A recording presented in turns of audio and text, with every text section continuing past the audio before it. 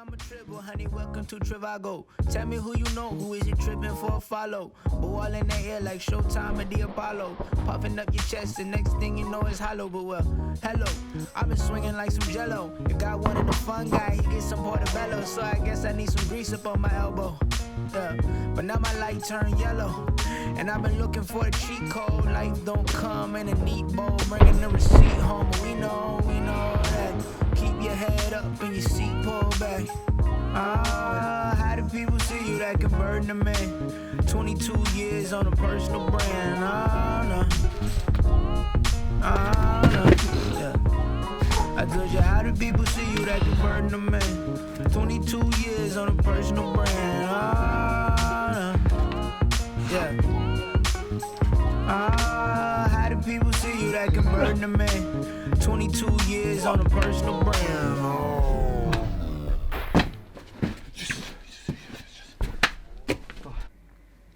Heyo people! So today I want to tell you a little bit of a story of one of my, I guess, favorite boulders around the world. And it's called the Hulk, or Hulken, technically, in Swedish. And it was a boulder that got established back when I started climbing outdoors. And I tried it about a year and a half after, when me and Felix were on our way down to Fontainebleau. Yeah, and back then I couldn't do a single move. I was still really psyched to have a good project. And it's kind of how it went. I tried it every time I passed through the area. So when I was going down to Font, or when I was going to Gothenburg, or literally anywhere else in the southern part of Sweden or south of Stockholm. The thing is, I came back just several times. Each time a little bit stronger, and each time getting closer and closer. And the thing is, I could really feel the progression happen.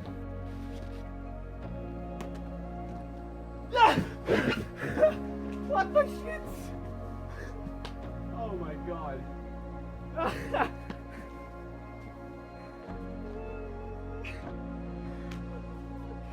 And after quite a bit of effort, quite a bit of a fight, I finally did it back in 2017.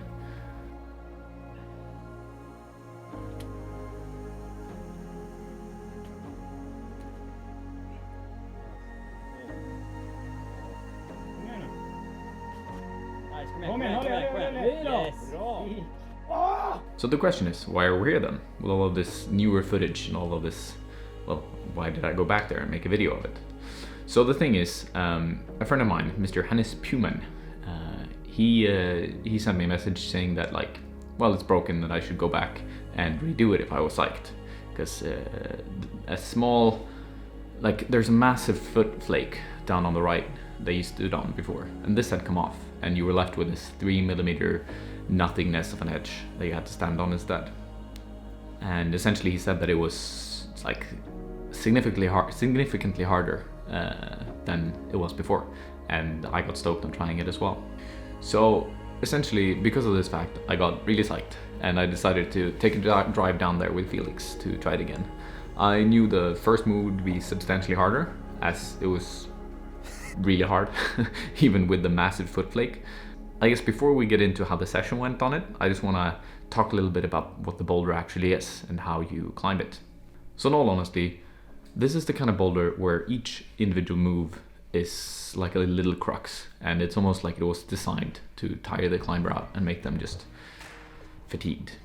Initially, you have this right pebble that I was talking about earlier to stand on, and you engage your left hand from what can only be described as a really trash sloper pinch. And then you pull up with a compression from the right and the left arm. So everything from my lower back down all the way to my feet has to be as engaged as it possibly can be to just get any tension off the feet. And the same goes for my upper arms. Anyhow, you move on up with the left hand, and then the compression just continues.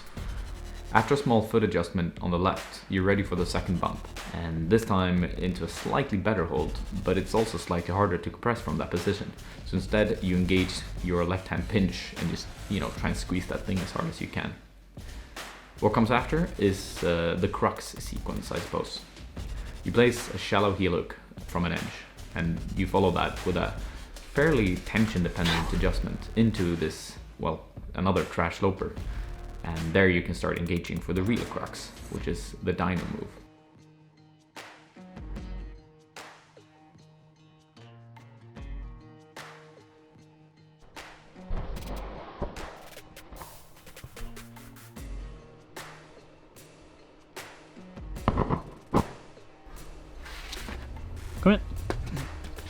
So the dyno move is the move that probably took me the longest to figure out back in the day, and today it went down rather quickly.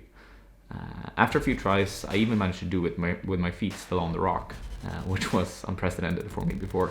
So the progression of course felt great, but I also knew that just because it was easier now, that wasn't really a guarantee that the boulder would go.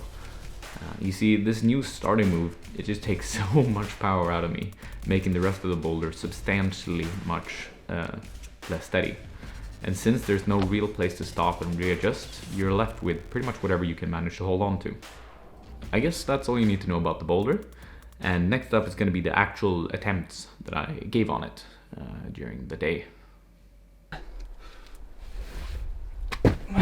Okay. Super solid.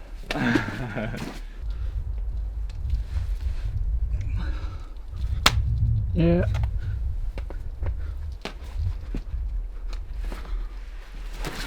Fuck! Oh.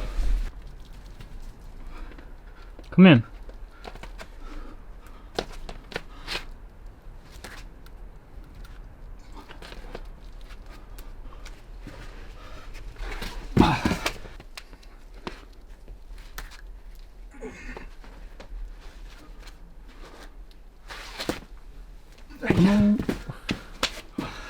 Let's go.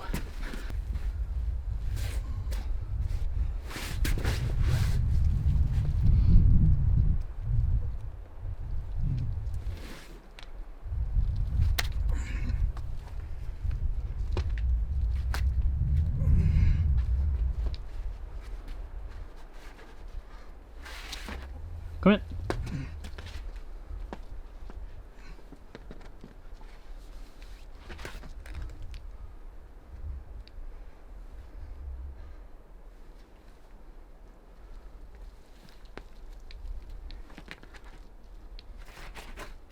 Nice.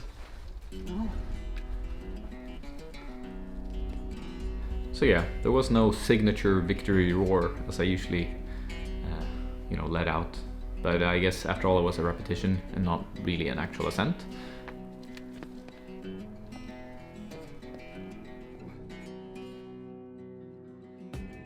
Not to say that it doesn't matter, that it didn't feel good, but I guess it's not the same thing as doing the crux on the Big Island or anything like that.